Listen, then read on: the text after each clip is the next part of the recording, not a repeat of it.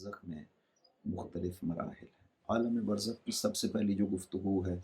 کہ آیا عالم برزخ، وہاں پہ زندگی، وہاں پہ عذاب، وہاں پہ نعمات، یہ سب کا تصور موجود ہے، قرآن کریم میں آیات موجود ہیں۔ لفظ برزخ قرآن میں یہی ایک سورہ مؤمنون کی آیت نمبر 100 میں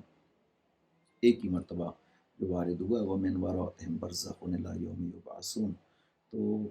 قرآن میں تو لفظ کے لحاظ سے تو برزخ کا لفظ صرف ایک ہی مرتبہ آیا ہے، باقی برزخ کے جو مختلف مراحل ہیں اور برزخ میں جو نعمات ہیں، عذاب ہیں، وہ باقی آیات میں موجود ہیں، مختلف آیات میں۔ مثلا خداوند عظیم نے مومن آل یاسین کا ذکر کیا ہے سورہ یاسین میں 23ویں پارے کی ابتدا میں۔ مومن آل یاسین کا ذکر ہے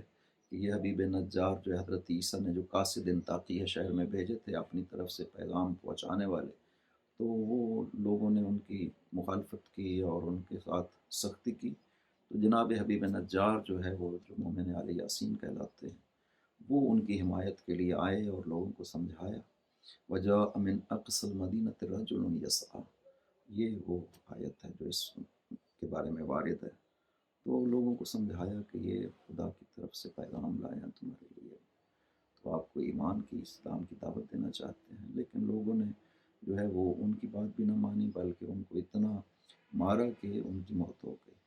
تو یہاں پہ وہ حبیب نجار کے بارے میں خداوند عظیم نے سورہ یاسین میں 23ویں پارے کی ابتدا میں ارشاد فرمایا وَقِيلَ ادْخُلِ الْجَنَّةَ،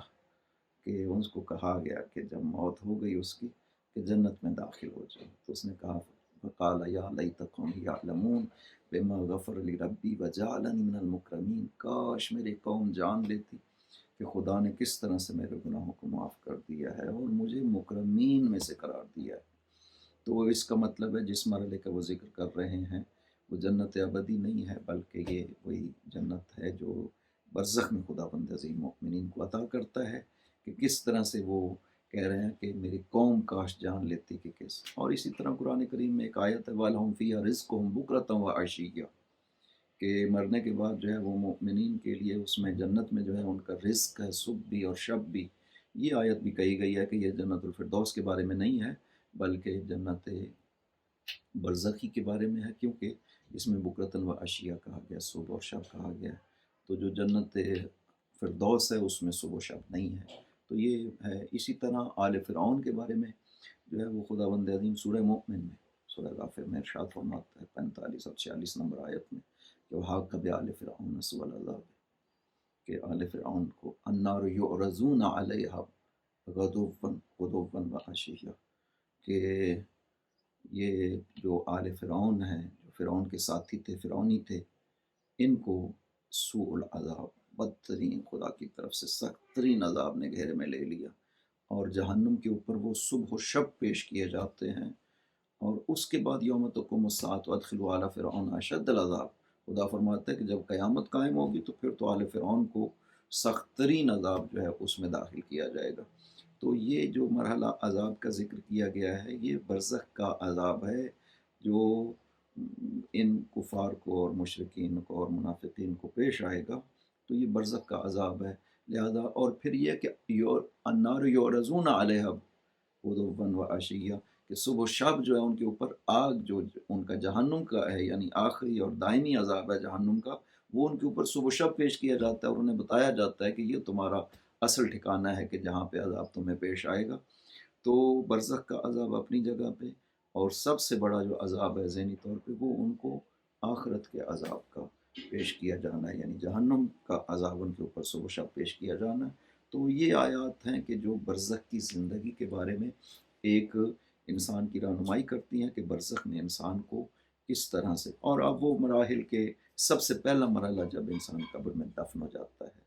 تو ایک فرشتہ قبر میں داخل ہوتا ہے، اس کو رومان، اس کا نام ہے رومان فتان القبور کہا گیا ہے۔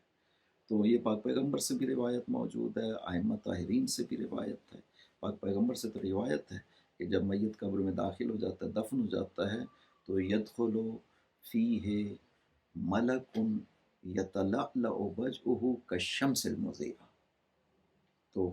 جب انسان دفن ہو جاتا ہے تو قبر میں ایک فرشتہ داخل ہوتا ہے جس کا چہرہ جو ہے وہ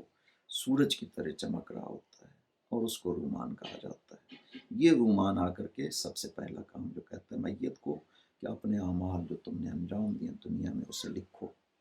تو ایک کتاب تیار ہوتی ہے، میت کہتا ہے کہ میرے پاس لکھنے کا کچھ نہیں ہے، کاغذ نہیں ہے، سیاہی نہیں ہے۔ وہ کہتا ہے کہ انگلی ہے تمہاری قلم، کفن ہے تمہارا کاغذ، اور تمہاری تھوک ہے جس کے ذریعے سے تم لکھو۔ تو وہاں پہ پھر انسان کو سارے اعمال یاد کروائے جاتے ہیں جو جو وہ انجام دے آیا ہے۔ تو وہ اعمال جو ہیں وہ سارے لکھے جاتے ہیں،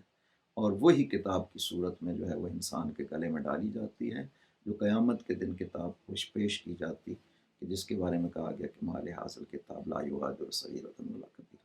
کہ یہ ایک ایسی کتاب ہے کہ جس نے نہ کوئی چھوٹا گناہ چھوڑا ہے نہ بڑا گناہ چھوڑا ہے، الا احصاها، سب گناہ جو ہیں وہ اس نے پیش کر دیے ہیں سامنے۔ تو یہ ہے، اور اس کے بعد جو ہے وہ روایات میں ہے، پاک پیغمبر سے بھی روایات ہیں، شیعہ سنی روایات موجود ہیں، اور ائمہ طاہرین سے بھی روایات ہیں۔ اس بارے میں جو روایات اگر مجموعاً دیکھنی ہو تو بہار الانوار کی 6 جلد میں علامہ مجلسی نے قبر، برزخ اور حشر، قیامت، یہ سارے احوالات، روایات کو جمع کیا ہے 6 جلد میں بہار الانوار کی، اور اصول کافی کی 3 جلد میں جو ہے وہ ساری یہ روایات ملتی ہیں۔ تو وہاں پہ کثرت سے روایات، ایک ایک مرحلہ کے بارے میں پوری تفصیلات سے ذکر کیا گیا ہے، کہ مثلاً منکر و نکیر آتے ہیں، تو سب سے پہلا مرحلہ یہ ہے کہ اور تلقین میں بھی پڑھا جاتا ہے، سوال منکر و نکیر حق، کہ منکر و نکیر کا سوال کرنا قبر میں یہ حق ہے، اور وہ 2 فرشتے آتے ہیں اور روح انسان کے بدن میں داخل کی جاتی ہے۔ اب اس میں زیادہ تر اقوال علماء کے یہی ہیں کہ روح اسی بدن میں داخل کی جاتی ہے، اور روایت میں امام صادق علیہ السلام سے ہے کہ الہ قوے ہے، کہ اس کی کمر تک، نچلی کمر تک جو ہے وہ اس کو زندگی جو ہے وہ زندہ ہو جاتا ہے، اس کا بدن، ٹانگیں نہیں، ان میں زندگی نہیں آتی ہے، تو روح اس کے بدن میں نصف تک جو ہے وہ داخل کی جاتی ہے، فیوقظان ہی، وہ دونوں فرشتے اس کو بٹھاتے ہیں اور اس کے بعد سوال کرتے ہیں۔ تو ان سوالات میں جو اس سے کیے جاتے ہیں، سب سے پہلے تمہارا رب کون ہے، پھر تمہارا نبی کون ہے، پھر تمہارا امام کون ہے، پھر کتاب ہے، قبلہ ہے، اور امام زین العابدین علیہ السلام کی ایک روایت میں آپ نے ارشاد فرمایا موعظہ فرماتے ہوئے کہ فرشتے جو ہے آپ کی عمر کے بارے میں سوال کرتے ہیں کہ کہاں فنا کی ہے، اور آپ کے مال کے الذی اکتسبتہ، کہ جو مال تم نے کسب کیا، کمایا ہے، اس کو کہاں خرچ کیا ہے، اس کے بارے میں سوال کیا جاتا ہے۔ تو یہ مرحلہ جو ہے وہ طے ہو جاتا ہے۔ یہ ظاہراً پہلی ہی شب کا مرحلہ ہے کہ سوال منکر و نکیر انسان کو پیش آتے ہیں۔ اور اب یہ ایک سوال ہے کہ آیا سب سے قبر کا سوال ہوگا، یا بعض لوگ ہیں ان سے نہیں ہوگا۔ ایک روایت میں کہا گیا ہے کہ صرف جو مومن محض ہے اس سے سوال ہوگا، اور جو کافر محض ہے اس سے سوال ہوگا، اور باقی جو لوگ ہیں فَيُلْهَى عَنْهُمْ وَلَا يُعْبَأُ بِهِمْ، ان کو چھوڑ دیا جائے گا۔ ایک روایت یہ ہے، لیکن امام صادق علیہ السلام سے روایت ہے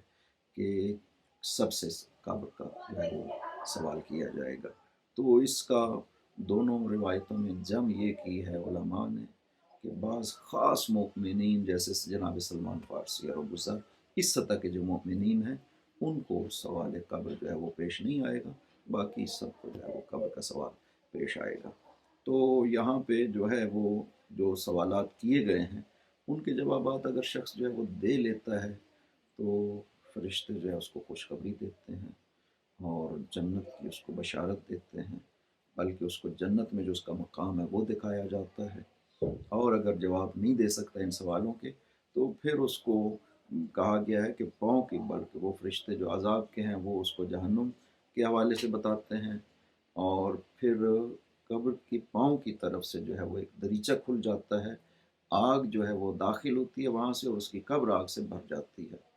اور وہ ملک الموت جو منکر و نکیر ہیں وہ بھی بڑی شدت سے جو ہے اس کو گرز مارتے ہیں، کہ جس کی وجہ سے قبر اس کی آگ سے بھر جاتی ہے۔ جیسے کہ امام رضا علیہ السلام روح له الفدا نے اس کے بارے میں کہا تھا، علی ابن ابی حمزہ بطائنی، کہ اس نے چونکہ آپ کی امامت کا انکار کر دیا تھا، تو وہ جب فوت ہو گیا تو حضرت نے ارشاد فرمایا کہ یہ بطائنی ملعون جو ہے، جب اس کو قبر میں بٹھایا گیا اور اس سے آئمہ کے بارے میں سوال کیا گیا، اور میرے بارے میں جب مجھ تک پہنچا تو یہ ساکت ہو گیا، تو मुनकर और नकीर ने इसको ऐसे गुर्ज़ मारा कि इसकी कब्र जो है वो आग से भर गई। तो ये मरहला जो है वो अज़ाब का शुरू हो जाता है कि वही फ़रिश्ते मुनकर और नकीर जो हैं, मौला अमीर मोमिन अलैहिस्सलाम से एक रिवायत है, पाक पैगंबर से भी ये अहले सुन्नत में नक़ल की गई है और मौला अमीर से जो है वो हमारी कुतुब में नक़ल की गई है कि अल कब्र रौज़तुम मिन रियाज़िल जन्नह और हुफ़रतुम मिन हुफ़रिन नीरान हुफ़रिन नार, कि कब्र जो है वो या तो इंसान के लिए जन्नत का बाग का एक बाग बगीचा है, या ये है कि जहन्नम के गढ़ों में से एक गड़ा है। तो ये दो कैटेगरीज जो हैं वो इंसान की यहाँ मुशख़्ख़स हो जाती हैं कि कब्र में ये दो सूरत हाल जो है वो इंसान को पेश आ सकती है। और उसके बाद एक और मरहला जो कब्र का है वो है ज़िग़्ततुल कब्र, कब्र का दबाव जो है ना, जिसको फ़िशार कब्र फ़ारसी में कहते हैं।